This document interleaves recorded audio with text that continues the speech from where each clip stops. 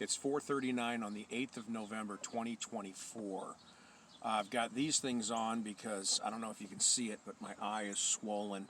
I've done computer eye. I've been looking at these little phones, trying to figure out God's will for me, going through TikTok and YouTube and looking for leadings of what it is I want to say. So I have an eye problem, without a doubt. I don't know if you can see it, but it is what it is. So I'm going to put these back on. It keeps me from touching it, keeps me from rubbing my eye. What am I doing here? Geneva Bible.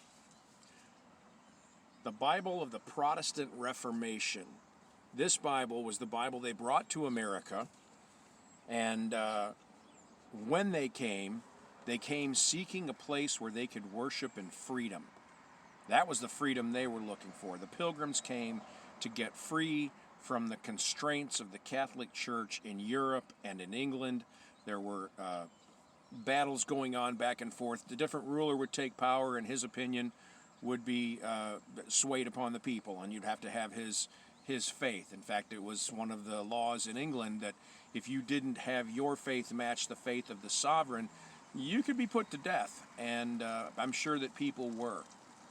So there was an argument over what the scriptures would say.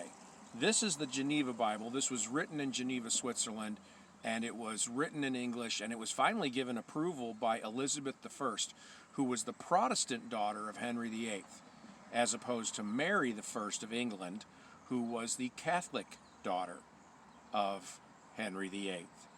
And under her, Christians were persecuted.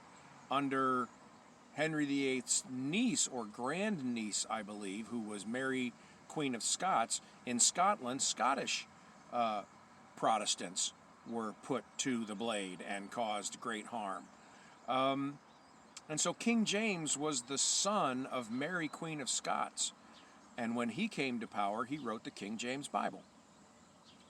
And King James, when he had his own Bible, declared this Bible to be illegal. Why? Why would he declare a clearly Protestant Bible to be illegal? Because his mother was a Catholic. And even though he probably didn't see much of her at all, the way I understand it, he sided against the Protestants. So when he produced the King James Bible, it was without the Protestant notes, without the margin notes written by the Protestant authors. And so it made a huge difference. So while we're looking at the first, well, not the first, because I think there was one before it, but the complete Old Testament, New Testament, Geneva Bible with the margin notes, when we look at this, it's English. It was written in our tongue, and we should be able to pronounce things. So this is about Yah and the rod of Yron. And if you're not familiar with what Yron is, it is a, how do I say it? Well, let's go back to Moses. Moses said of God, I am that I am. God told Moses, he says, I am that I am. Tell the children of Israel that I am sent me unto you. So when Moses got there, he wouldn't have said, I am that I am. He would have just said, I am sent me unto you. But Moses didn't speak English.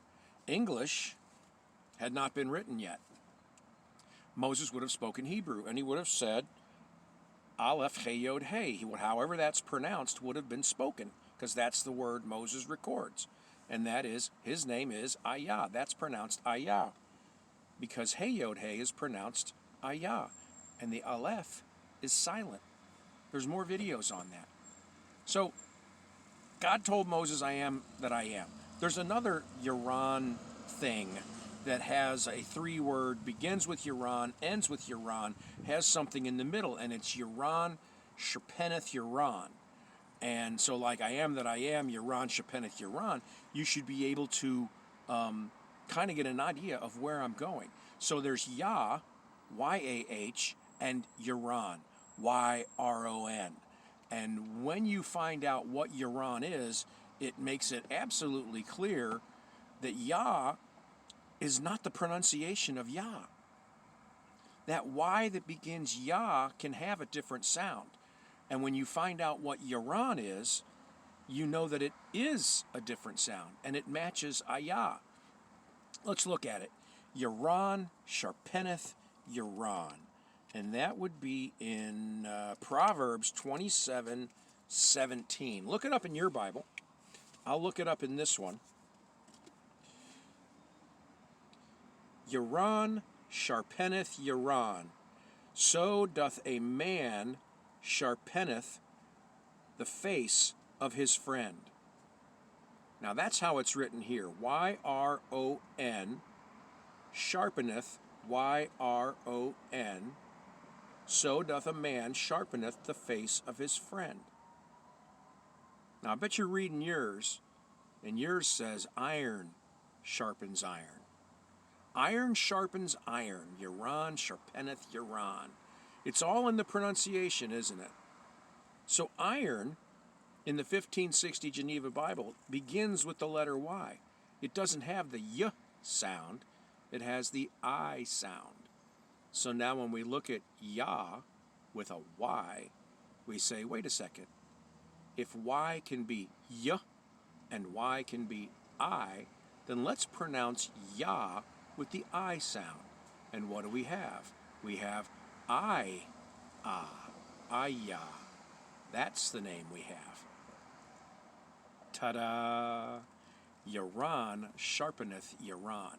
My Yron just sharpened your Yron, and now we know that Yron is not the pronunciation of Yron. Iron is the pronunciation of Yron. Iron sharpens iron. And Yah isn't Yah. It's HAYAH, like iron. And he will rule them with a rod of Yron. Okay? That's how they spelled it in the original English, which means the Y in front of the AH in Yah is HAYAH and not just Yah. So all of you out there saying his name is Yah or Yahweh or Yahshua or Yahashi or whatever it is that begins with Yah, you're wrong. You're wrong. That Y is a I sound. And that J was an I before King James changed it. It's always been HAYAH. I don't know if you're going to be able to see it. I'll give it a try.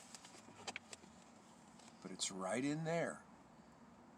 Yron sharpeneth Yron, Proverbs 27:17. I hope your iron has been sharpened. I hope it's been sharpened by this. Pick up a Geneva Bible. Pick up a Protestant Bible for a Protestant people so that you can understand what the Protestant authors meant and the names that they used and how IAH is the name written down in English. Why can't we use that now? Why do I say HAYAH? Because the English language has corrupted that spelling and given it to a false god, and I will not do that.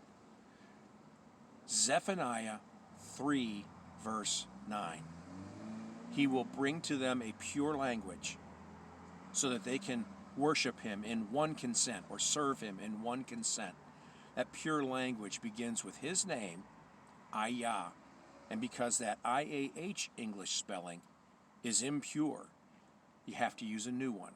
And the new one is HAYAH, because that's how they spell the verb HAYAH, that means I am. It all ties together. But the point is, his name is HAYAH. We need to use it. Not just on that day in Zion, but because it's his name. And he deserves that glory and that honor. We're to worship him by his name. His name, Psalm 22, verse 3. He inhabits the praises of his people. In this book, in the Geneva Bible, the spelling of the word Alleluia is Allelu hyphen IAH. And the IAH is part of the praise Alleluia. And so he does inhabit their praises when they say Alleluia. He is in that praise. Psalm 22:3 is fulfilled. The understanding that HAYAH is HAYAH and not Yah is taken care of. And all you have to do is search it out and find it to be true. And go one Bible back from King James and look at the Protestant understanding and not the Catholic understanding. There's a lot in here that you need to know. God bless and take care.